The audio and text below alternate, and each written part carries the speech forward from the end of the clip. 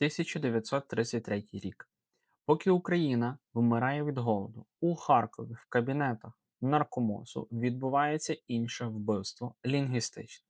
За одну ніч тисячі українських технічних термінів оголошують націоналістичним шкідництвом. Ви думаєте, що слова двигун, вертоліт чи тормоз це природний розвиток мови? Ні. Це результат прямих наказів Кремля замінити автентичні назви на російські кальки. Наприклад, замість питомого українського слова світлозбір нас змусили казати колектор, замість важеля вживати речах. У 1928 році наш технічний словник налічував понад 14 тисяч термінів, які повністю описували авіацію, радіотехніку та машинобудування. У 1933 році більшість із них просто спалили разом із авторами. Ця спецоперація мала назву наближення мов. Мета була цинічною: зробити українця зрозумілим для імперської машини, щоб він не міг навіть думати про технічну незалежність. Коли ви кажете проволока замість дріт або тиски замість лещата, ви підсвідомо користуєтеся кодом, який вам приписали в НКВС. Ми втратили не просто слова, ми втратили інженерний інтелект нашої нації. Подивіться на цей документ. Це словник технічної термінології під редакцією Марії Вікул та Івана Шелудька. Його видали у 1928 році, а вже за кілька років авторів репресували, а саму працю вилучили з бібліотек. Чому? Бо вони посміли назвати колінчастий вал колінчастим валом, а не калькою з російської. Вони шукали логіку в механіці, а не в політичних директивах. Це була еліта, яка розуміла, мова це інструмент проєктування майбутнього. Якщо у вас забирають слово для деталі двигуна, у вас забирають можливість цей двигун створити, звичайно, що самостійно. Сьогодні ми не просто згадуємо слова, ми проводимо ревізію нашої ідентичності. Чому стерно це не застарілий діалект, а точний морський термін, який замінили на спрощене руль? Я розібрав ваші коментарі під відео «300 років брехні». До речі, якщо ви його не бачили, обов'язково перегляньте наступним після цього етеру, де ви згадували терміни своїх дідів, рушії, напинала та світлини. Це не є архаїзми, це технічний код, який ми повертаємо в наш стрій.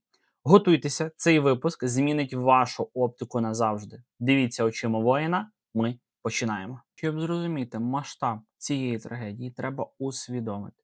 До 1930-х років українська технічна думка була на піку. Інститут української наукової мови за 10 років своєї роботи видав десятки термінологічних словників від ідеології до складного машинобудування. Це була мова, яка готувалася обслуговувати заводи, авіаконструкторські бюро та наукові лабораторії. Але у 1933 році з'являється термін «шкідництво на мовному фронті». Андрій Хвиля, тодішній заступник наркома освіти, видає статтю, яка фактично стала смертним вироком для нашої термінології. Він прямо заявив, українська мова занадто відірвана від російської. І це заважає підготовці кадрів для єдиної промисловості СРСР. На практиці це означало одне: все, що не схоже на російське слово, має бути знищене. В інституті почалися чистки. Словники вилучали з обігу, а їхніх авторів відправляли в табори або розстрілювали. Це не була боротьба за чистоту мови, це була ліквідація конкурентного способу мислення. Давайте подивимося на конкретні приклади з тих розстріляних праць. Візьмемо звичайний важіль. У словниках Шелудька ми бачимо чітку систему: важіль, підойма, друк. Кожне слово описує різний тип механічної дії, Але партійні директиви 34-го року наказують вживати лише речах. Чому? Бо це слово ідентичне російському. Або візьмемо електротехніку. Замість питомого слова світлозбір ми отримали колектор. Замість дроту проволоку. Замість лещат тиски. Здавалося б, яка в цьому є, в принципі, різниця? Що одне, що друге, нічого страшного наче би не відбулося. Але різниця є в етимології. Українське слово лещата походить від ідеї зціплювати, стискати, воно описує фізику цього процесу. Російські тиски – це просто механічна калька. Коли у інженера забирають його рідну назву деталі, йому стає складніше проєктувати своє. Він стає частиною загальносоюзної маси, яка не має права на власну наукову школу. Один із найяскравіших прикладів – слово «стерно». Нам довгий час навіювали, що це щось поетичне або просто застаріле. А для техніки є слово «прекрасний руль». Але в українських морських та авіаційних словниках 20-х років стерно – це фундаментальний термін. Стерно напрямку, стерно висоти. Це слово має спільний корінь із поняттям керувати. Воно системне. Але імперії було простіше насадити германізм руль, який прийшов через російську, щоб уніфікувати командування. Те саме сталося зі словом рушій. Ви часто згадували його в коментарях під минулими відео. Рушій – це те, що рухає, що є джерелом сили. Але замість нього нам залишили тільки двигун. Відчуйте різницю. Рушій – це про активну дію. Двигун – це просто про механічний пристрій. Вбиваючи такі слова, вони вбивали активний спосіб мислення українського винахідника. У наступному блоці ми перейдемо до речей, які ви тримаєте в руках кожного дня, і побачимо, як мовна деокупація працює прямо у вашій квартирі. Ми розібралися з великою технікою, але імперія не зупинилася на заводах. Вона зайшла у наші з вами квартири. Ви коли-небудь замислювалися, чому назви найпростіших речей стали об'єктом насмішок? У 30-х роках слова ділили на пролетарські та буржуазно-націоналістичні. Якщо слово було спільним із європейськими мовами, але відрізнялося від російської, його таврували як полонізм або західний вплив. Візьмемо звичайну парасолю. Це слово – прямий зв'язок із латиною та французькою мовою, де пара означає захист, а сол – сонце. Це логічна назва предмета, який захищає. Але радянські словники почали агресивно нав'язувати зонтик. Чому? Бо в російській мові це слово прижилося через голландську морську термінологію. Нас змусили відмовитися від логічного європейського кореня на користь чужого запозичення, просто щоб ми звучали однаково з Москвою. І таких мін у вашому побуті просто сотні. Наприклад, слово «фіранка». Його намагалися витіснити шторами або гардинами, бо фіранка занадто чітко нагадувала про наш зв'язок із центральноєвропейським побутом. А тепер погляньте на вікно. Ви кажете «квартирка» або «форточка». Слово «квартирка» походить від польського «кватерка» і німецького «квартір», що означає чверть. Це технічно точна назва четвертої частини вікна. Але в радянський період це слово почали маскувати як діалектне або застаріле. Такий певний маркер додати. Навіщо? Щоб ви звикали до форточки, яка не має жодного етимологічного коріння в нашій мові, окрім прямого копіювання з російської. Ще один приклад, який ви часто згадували в коментарях – напинало. Сьогодні ми кажемо тент або брезент, але наші предки мали дивовижно точне слово, яке описувало саму суть предмета, те, що напинається на каркас. Коли ми кажемо напинало, ми активуємо українську логіку словотворення. Коли ми кажемо «тент», ми просто повторюємо міжнародний термін, який нам дозволили вживати замість нашого власного. Це і є м'яка окупація свідомості, коли ти забуваєш, як твоя мова описує ту чи інакшу дію. Навіть ваше хобі було під прицілом. Чому слово світлина викликає у багатьох такий супротив? Бо нас привчили, що фотографія це науково, а світлина це вигадка націоналістів. Але вдумайтеся, фотографія з грецької це і є малювання світлом. Наші мовознавці 20-х років просто переклали цей термін, зробивши його зрозумілим для кожного українця. Вони хотіли, щоб мова була живою, а не набором сухих грецьких чи, допустимо, латинських ярликів. Сьогодні, коли ви кажете «зроби світлину», ви не просто просите про знімок. Ви повертаєте в побут традицію, яку намагалися випалити. Вживання цих слів сьогодні – це не є гра в старовину. Це очищення свого простору від мовного сміття, яке туди накидали за останні 90 років. Це право називати свої речі так, як їх називали люди, які будували цю країну до того, як її перетворили на республіку номер 2.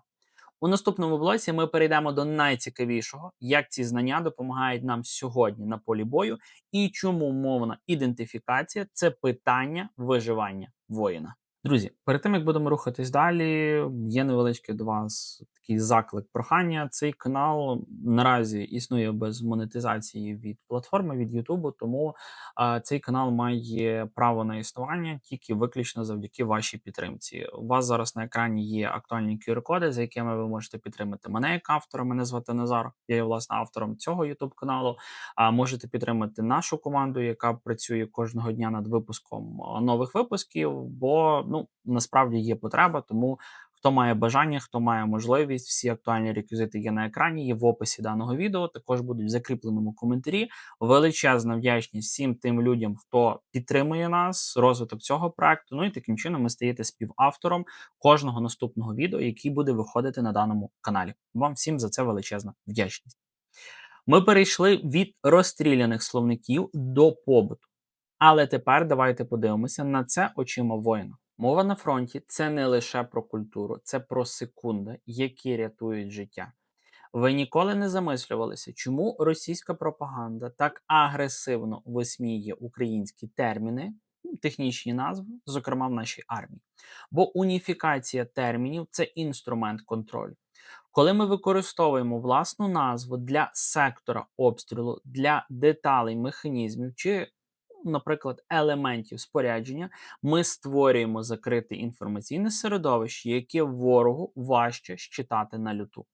Свого часу в НКВС розуміли, якщо український офіцер віддає наказ мовою, яка має унікальну термінологію, цей наказ стає просто криптографічно захищеним для чужого вуха.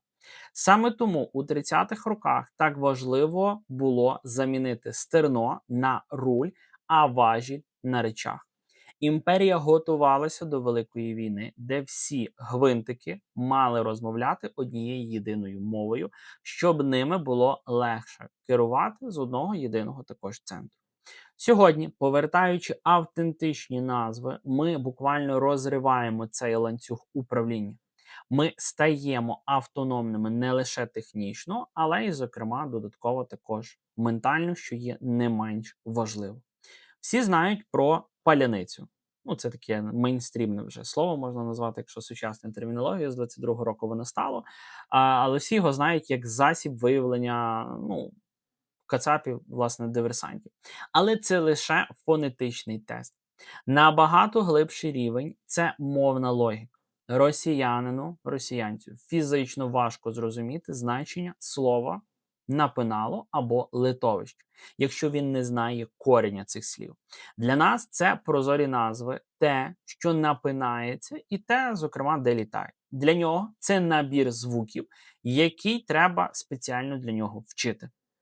Коли наші артилеристи чи зв'язківці використовують унікальні професійні назви, вони створюють додатковий бар'єр для перехоплення. Це і є деокупація свідомості в дії. Це право мати власну військову та технічну школу, яка не є філією руського міра.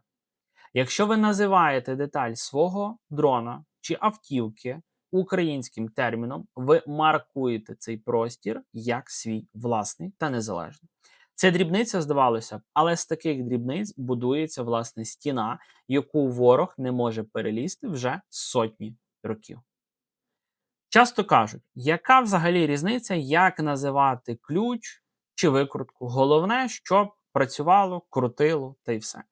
Очима воїна різниця величезна. Різниця в тому, чи є ти творцем, чи ти просто користувач чужої технології. Коли нація має власну назву для кожної шестерні, вона заявляє про своє власне право на інтелектуальну власність над цим світом та цією землею.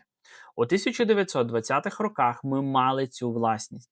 Ми мали амбіцію будувати літаки під назвою «Літавка» і керувати ними за допомогою стерна. Нас примусово перевели на самольоти та рулі. Щоб ми забули, що самі здатні на прогрес. Сьогодні вживання слів, які ми розібрали в даному відео, це не просто лінгвістична вправа. Це повернення собі статусу господаря. Кожен раз, коли ви виправляєте тормоз на гальмо у своїй майстерні, ви робите маленький крок до великої перемоги над імперією в собі.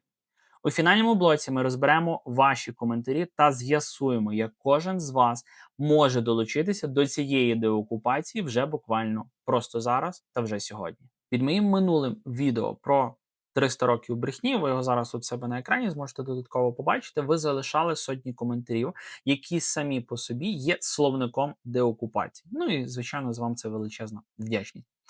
Прокоментуйте відео, краще YouTube його розповсюджує, поширює на своїй платформі. Ну і таким чином ви потім будете заходити в коментарі, ви зможете також додатково збагачувати свій словниковий запас, свою мову, бо Україна тим і колоритна, і багата як країна, як наша українська нація, тим, що на західних теренах, східних, півночі, центру, півдні є свої діалекти, є свої розповсюдження слів, мови.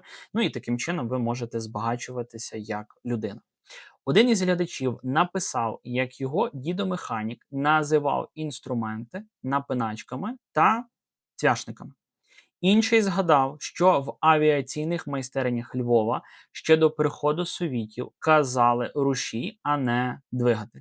Ну, знаєте, в нас є українське там щось двигати, та от від того, ну, якби якась етимологія, що машина як зрушується. Все ж таки, бачите, якщо брати етимологію, все ж таки рушій, що машина рушає кудись, та, чи здвигується. Тобто це набагато важче вимовляти, якщо розбирати, власне кажучи, слово, так би мовити, по молекулах. Це і є жива пам'ять, яку не змогли стерти ні репресії хвилі, на щастя, ні цензура, наркомоз. Ви часто питаєте, а де є межа? Чи не вигадуємо ми нові слова? Хоча, знову ж таки, нічого в цьому поганого я якби особисто не вбачаю. Відповідь у тих самих розстріляних словниках 20-х років. Ми нічого не вигадуємо, ми повертаємо наше вкрадене. Коли ви пишете в коментарях про світлини ваших пращурів, ви відновлюєте тяглість поколінь. Це не просто слова з підручника, це слова з життя, які нам заборонили використовувати, щоб ми почувалися меншовартісними. А тепер цей час минув. Кожен ваш коментар із забутим словом – це цеглина у фундамент нашої нової, а точніше відновленої ідентичності. Це цеглина на могилі або на склепі Російської Федерації, тому робіть це і використовуйте це. Що ви можете зробити вже зараз? Почніть із малого. Наступного разу в магазині чи майстерні скажіть дріт замість проволок. Найкраще замість слова магазин використовуйте слово крамниця. Найперше. Попросіть зробити світлину, а не фотку. Це може здатися дрібницею, але саме так змінюється мовний ландшафт країни. Ми маємо перестати бути зрозумілими для імперії. Ми маємо стати зрозумілими в першу чергу самі для себе. На нашому каналі «Очима воїна» ми і надалі будемо, власне, розбирати ці пласти нашої історії, які десятиліттями були під грифом цілком таємно, або націоналістичне шкідництво. Бо знання своєї справжньої мови це така ж сама підготовка до бою, як і володіння зброєю. Це наша броня від маніпуляцій та ваш приціл у майбутнє. Створення таких розслідувань, робота з архівами та пошук унікальних фактів потребує значних ресурсів. Якщо ви вважаєте нашу справу важливою і хочете, щоб голоси розстріляних мовознавців звучали гучніше, підтримайте наш канал. Ваші донати йдуть на розвиток контенту, оренду техніки та можливість робити випуски частіше. Посилання на банку та реквізити для підтримки автора ви знайдете зараз у вас на екрані в описі під цим відео і в першому закріпленому коментарі. Кожна ваша гривня це інвестиція в українську інформаційну зброю. Також не забудьте підписатися на всі мої канали, їх аж раптом 2 – це «Очима воїна» та «Контури історії», поставити вподобайку відео кожному, яке ви відкриваєте, та обов'язково написати в коментарях, яке технічне слово від ваших дідів ви пам'ятаєте. Згадайте за своїх предків, згадайте їхню мову і поділіться нею в коментарях. Давайте разом допишемо цей словник деокупації. Дякую кожному за підтримку. Дивіться на світ очима воїна, бережіть себе, слава Україні! І тут у вас зараз на екрані появиться наступне відео, яке ви можете з цього циклу переглянути. Особисто від себе вам рекомендую. Бережіть себе.